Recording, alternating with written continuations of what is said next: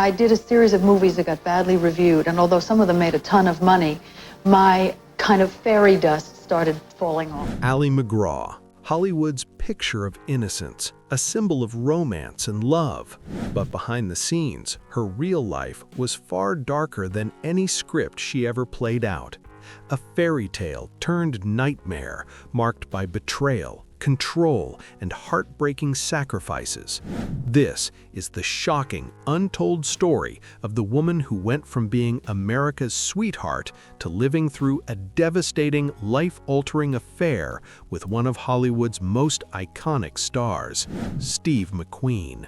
And what happened next will leave you questioning everything you thought you knew about fame and love.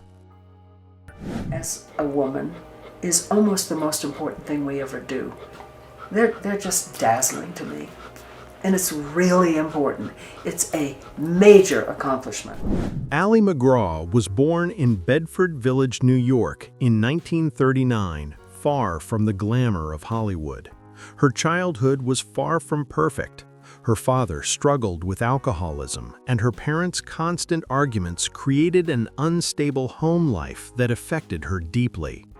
From an early age, she dealt with self-doubt and insecurity, emotions that would later follow her into adulthood. Seeking an escape from her troubled family life, Ali turned to modeling, where she found a sense of purpose and began to build confidence. Under the guidance of influential fashion editor Diana Vreeland, Ali quickly made a name for herself in the world of high fashion. It was during this time that she caught the attention of Hollywood, which led to her first major role in 1969's Goodbye Columbus. The romantic comedy was a hit, and MacGraw's performance caught the eye of powerful industry insiders. But it wasn't until 1970 that MacGraw became a household name. Cast in the iconic film Love Story, she played Jenny, a young woman whose tragic love affair captivated audiences around the world. The movie, with its now famous tagline, "Love means never having to say you're sorry," I'm sorry. Love means never having to say you're sorry. became a massive success, grossing over $100 million worldwide. Ali was suddenly one of Hollywood's most sought-after stars, and her name was on everyone's lips. In the whirlwind of her newfound fame, Ali crossed paths with Robert Evans, the head of Paramount Pictures. Evans saw something in Ali that was undeniable, an authentic, raw talent that could redefine Hollywood beauty. The two soon became romantically involved, and in 1969, they married. Professionally, MacGraw had everything she could want: an iconic role, a successful marriage, and the world at her feet. But this was only the beginning of a much darker chapter that would unfold. By 1972, Ali MacGraw's career was soaring, and her personal life seemed equally fulfilling. But fate had other plans when she was cast alongside Steve McQueen in The Getaway, a high-octane action film directed by Sam Peckinpah. MacGraw was still married to Robert Evans, but when she met McQueen, the chemistry between them was immediate and undeniable. McQueen, already a global superstar and the embodiment of Hollywood's cool persona, was everything MacGraw was not: rebellious, intense, and magnetic. His presence was all-consuming. MacGraw later described their connection as chemical, with McQueen possessing a power that seemed to draw everyone around him in. His charisma, amplified by his history of defying the odds, made him irresistible. She knew from the start that their connection was dangerous, admitting in later years that she sensed trouble was inevitable. Despite being married, MacGraw couldn't escape the pull of McQueen. Their affair began swiftly, and soon it was the talk of Hollywood. What the public didn't know was that while the two were setting the screen on fire, MacGraw's marriage to Evans was quietly unraveling. The affair with McQueen sparked a scandal that reverberated throughout the industry, and by the end of 1972, MacGraw filed for divorce from Evans. The breakup was as dramatic as it was public. shaking the foundations of Hollywood and leaving MacGraw's personal life in turmoil. In July of 1973, MacGraw and McQueen were married, but what seemed like a glamorous union soon revealed itself to be a prison in disguise. McQueen, known for his volatile temper and deep emotional scars, demanded that MacGraw signed a prenuptial agreement ensuring she would never seek money in case of divorce. More shockingly, he insisted that she abandon her acting career entirely. At the height of her fame, MacGraw agreed. The price of love, it seemed, was everything MacGraw had worked for. And what she didn't know was just how far McQueen's possessiveness would push her. At first, life in Malibu with Steve McQueen seemed like a dream come true. The couple settled into a beautiful beach house, and to the outside world, they appeared to be the ultimate Hollywood pair, rich, glamorous, and living a perfect life. But behind closed doors, the reality was much darker. McQueen, despite his fame and fortune, carried deep emotional scars from his childhood. Abandoned by his father and neglected by his mother, he grew up with an intense distrust of others, especially women. This insecurity would become a driving force in his marriage to MacGraw. While he could command the attention of millions, he couldn't shake his jealousy, particularly when it came to MacGraw's interactions with other men. MacGraw later revealed that even the smallest gesture, like talking to another man, would spark an outburst of jealousy from McQueen. But McQueen's jealousy wasn't one-sided. Despite his controlling nature, he himself was known for his flirtations and rumored infidelities. The double standard created a toxic atmosphere in their home, where MacGraw was expected to remain silent and obedient, while McQueen played by his own rules. One of the most painful sacrifices for MacGraw was stepping away from her acting career. At the peak of her fame, McQueen insisted that she give up her career entirely. He didn't want a wife who worked, especially one who might outshine him in the spotlight. MacGraw, terrified of losing him, agreed. She left Hollywood, stopped attending premieres, and traded in her career for a role as a full-time homemaker. The woman who had once graced the covers of magazines was now cooking, cleaning, and raising her son, Joshua, far from the glitzy world of movies she once knew. But as the years passed, the isolation began to wear on MacGraw. Her world shrank, and the person she had become in the process no longer resembled the woman she once was. What started as a passionate love affair was quickly becoming a stifling, controlling prison, and MacGraw began to realize that her choices and her very voice had been silenced.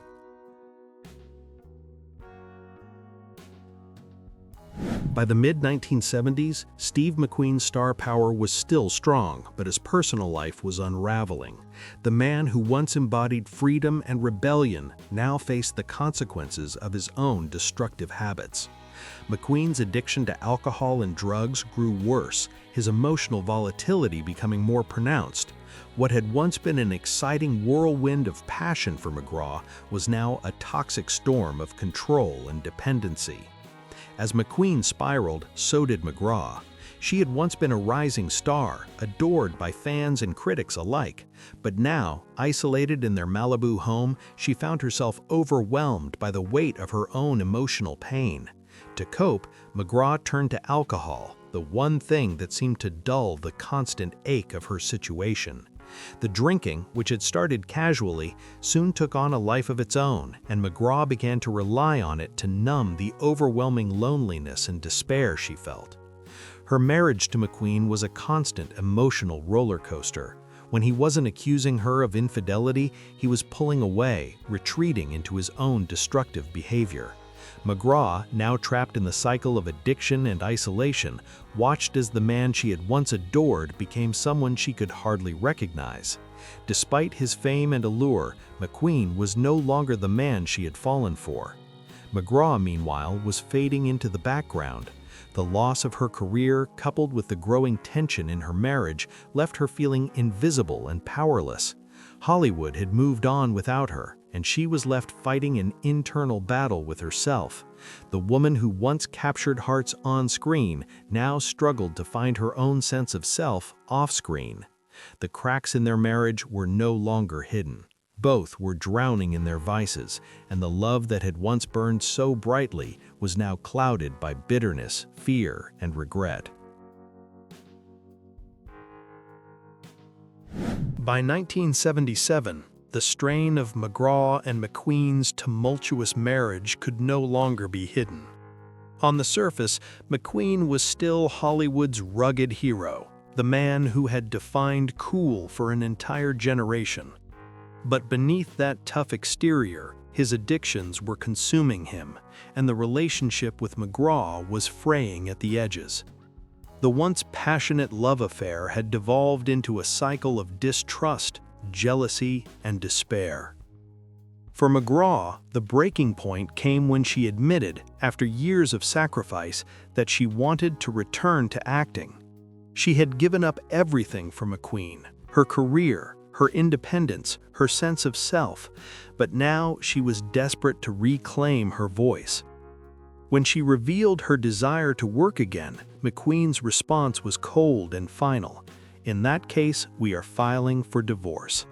The words were like a knife to her heart, confirming what she had feared all along. Her needs and desires had never mattered to him. With their marriage officially over in 1978, MacGraw attempted to find herself again through her career. She took on a role in Convoy, an action film directed by Sam Peckinpah, but it wasn't enough to undo the years of emotional turmoil. Her attempts to patch things up with McQueen were short-lived, and by the time the divorce was finalized, the trust between them had evaporated completely.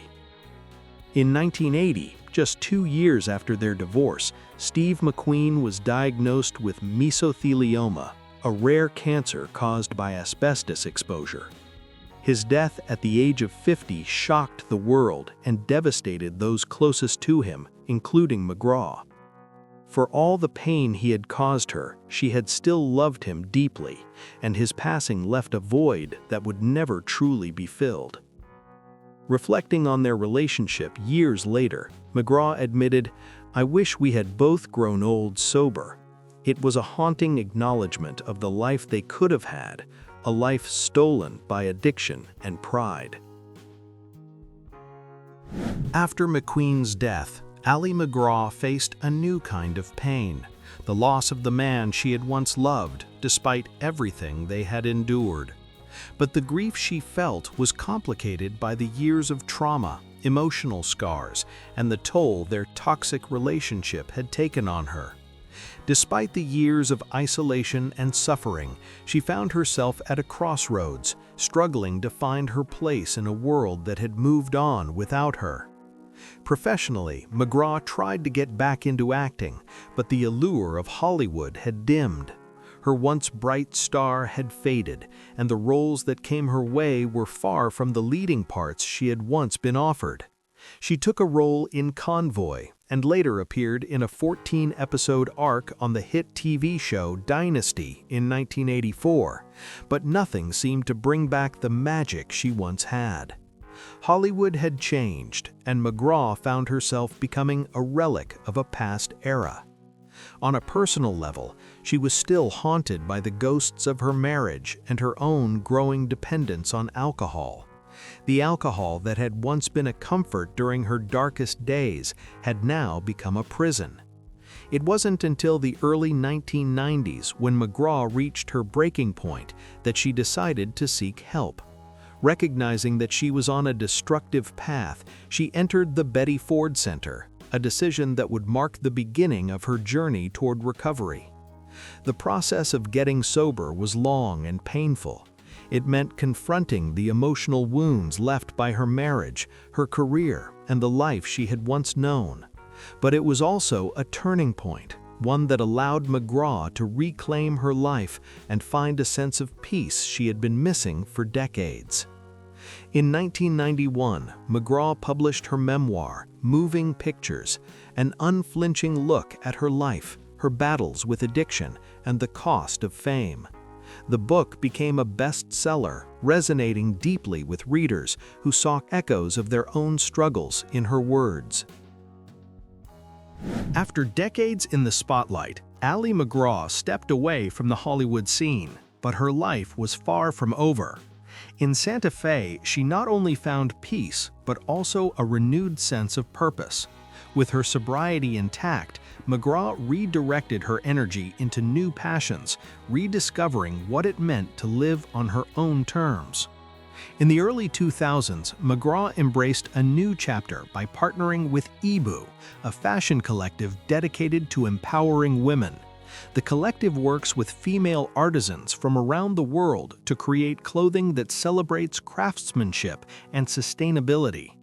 This collaboration allowed MacGraw to channel her creativity and energy into something meaningful, supporting women globally and using her platform for positive change.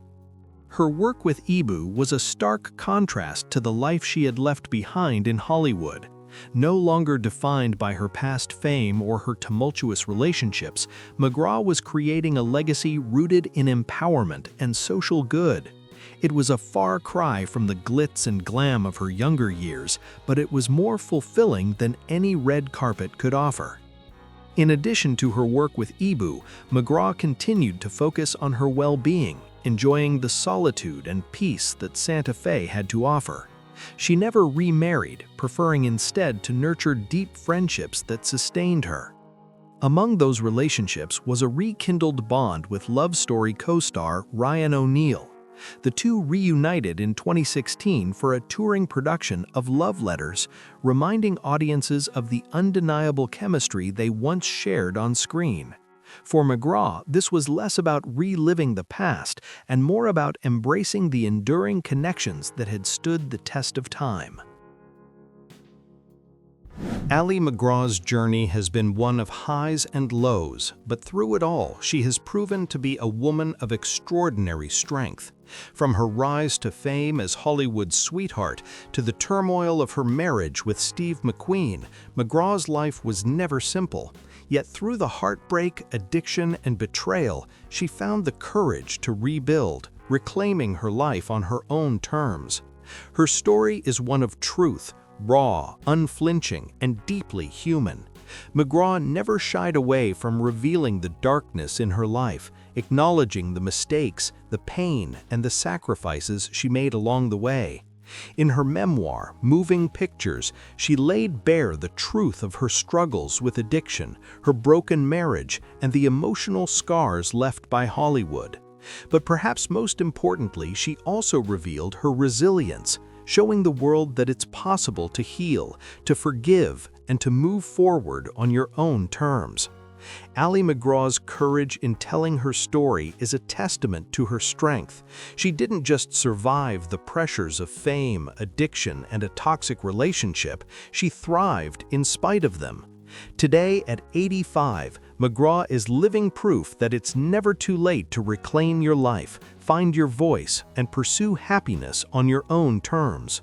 Her legacy will not only be remembered for the roles she played or the love story that captured the hearts of millions, it will be remembered for her strength, her honesty, and her willingness to face the darkest parts of her past in order to live fully in the present. What do you think of her courage in revealing these truths after so many years? Let us know in the comments.